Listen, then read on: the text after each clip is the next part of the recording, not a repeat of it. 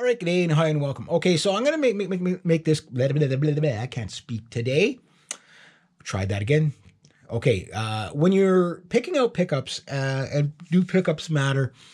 This video has been beat to death topic wise because you'll get results from different channels showing different things. Where it's like, okay, how come in this test the guy tried 10 different guitars like Spectre Studios? You know, Glenn Frick from Spectre Studios there did 10 guitars and they all kind of sounded the same in the mix. And then Seymour Duncan did a bunch of, you know, pickup tests, and each one, you know, some of them really stood out. Well, my findings are this. If I were to compare these two guitars in the mix, there's not really tonally that much difference, but you will hear a difference. But there's a lot of other things going on, such as, for as similar as these guitars are with mahogany and stuff like that, I got an ebony fingerboard, rosewood fingerboard, so there's a little bit difference there. The main things that you're going to hear differently is the pickups and the scale lengths. That's probably going to make more of a difference on your tone than scale length affects your tone. It does. It also affects your dynamics because of the string length, right? So you factor that in. But the single pole pickup, like I was saying in the last video, is going to be a lot more dynamic. So especially when it comes to cleans, you're definitely going to pick it out. You'll pick out the telly each time, the Strat each time. Unless you're comparing Strat to telly, you might not be able to pick out the difference. But you will pick out a Gibson humbucker over a Fender single coil every time. Like there's just whether you got gain on there, whether you got cleans, you'll pick it out every time. Humbucker to humbucker is like single coil to single coil. You might not notice that much of a difference in the mix. Even if everything else is given equal, but you will notice that in the nuance, not so much when you're just playing big bar chords, but when you're starting to do, say, like pig squeals or really technical stuff, that's where you start to notice the clarity of the four-pole pickups a bit more. So for the metal guys, they tend to want these type of pickups. For the classic rock guys, they tend to want these pickups. My solution is buy both. I have a guitar with each.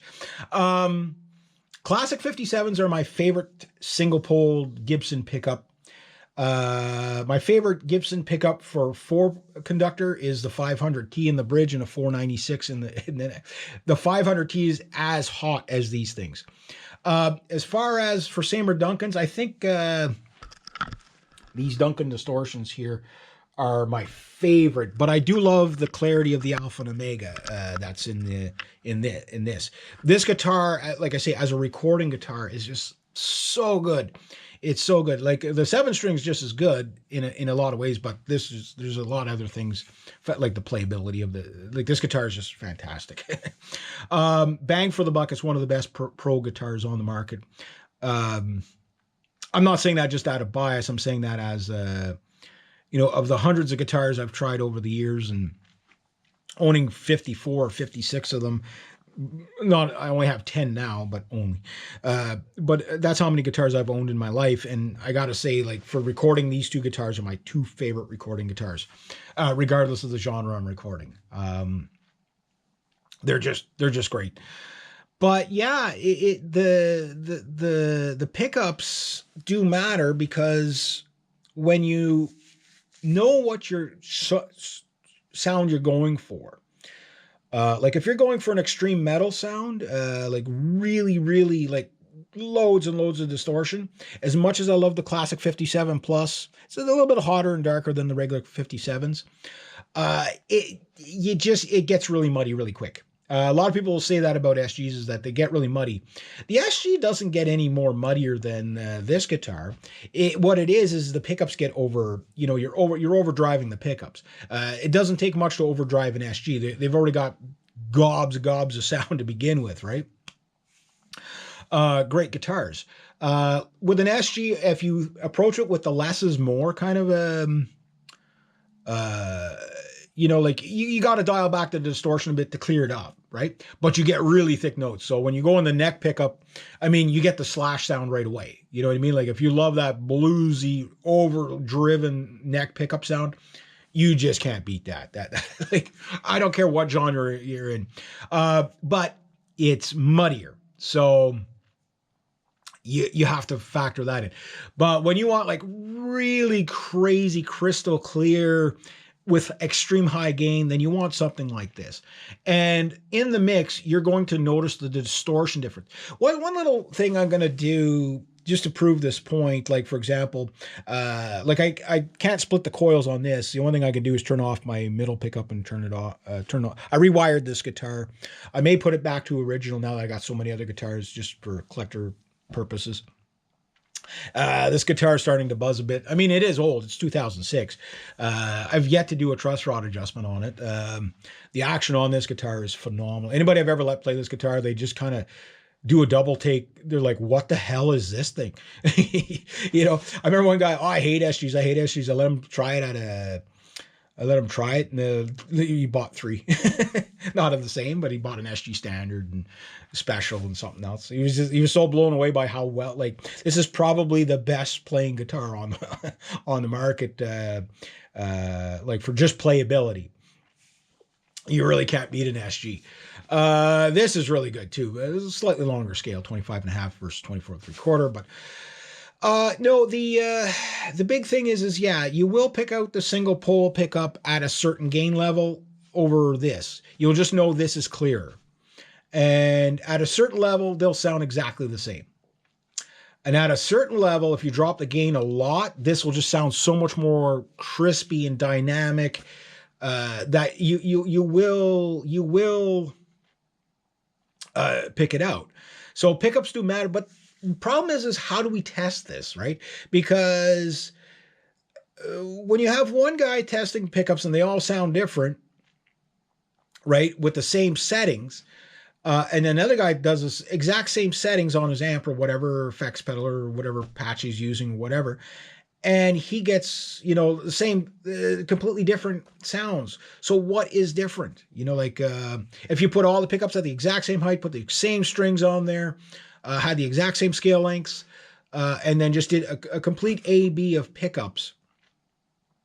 Like, how can you get close to that? And I think that's where we have to look at how every test is done. So if we say, okay, here's how we can make the guitars sound as close together as possible, and we'll say, okay, at that point, once they sound so close that you're just, you know, it's very, you know, slightly brighter, slightly darker, whatever. A little more saturated, a little less saturated. That's the other thing with the high output pickups is you get more saturation and still retain the clarity, right? But you lose the dynamics, right? So more dynamics, less dynamics. So to test for all this, I think we have to do 3 kind of tests. So the first is the A-B plugin. Just grab the patch cord, pull it out of one guitar, throw it in the other, record it in the mix, see how it comes out. Play the exact same thing. Do not adjust for line level for volume, because that changes things too. Because you need to know that. Maybe for the A-B tone test, maybe you could do that, because I know a lot of people do that. And that does change your tone. When you increase volume, you get a darker sound, right? When you decrease volume, you get a brighter sound, typically. So the thing is if we try to make the guitars sound exactly alike, and we could say, okay, well, there's not much difference between the pickups. Then we have to exploit, okay, well, how do we get these pickups to sound completely different from each other in the mix? And try the extreme ends of the setting. So we go full saturation, distortion, both pickups, adjust for the volume level. Okay, put it in the mix, see what sticks. Then we do the same test again, only this time we do not adjust the volumes. We just plug them in, A, B. So you're going to hear a drop in output, maybe not so much in volume, but you're going to hear a drop in output on one pickup over the other, right? Because one's hotter than the other. This one's twice as hot as that one. or at least these ones. That one might be about 10,000 K. This is 14 to 16,000. These are ridiculous, but they're great. Then we go into like compression levels to see how much difference there is in the compression, but we also listen for the clarity. And this is where we're going to notice the difference between the single pole and the four wired pickups a lot more is in the clarity. You're going to hear that. So clarity is, is that tone? Is that not tone? You tell me, right? I think the chunkiness of a single pole pickup is a tone on its own. I mean, especially in the neck pickup, you really notice it.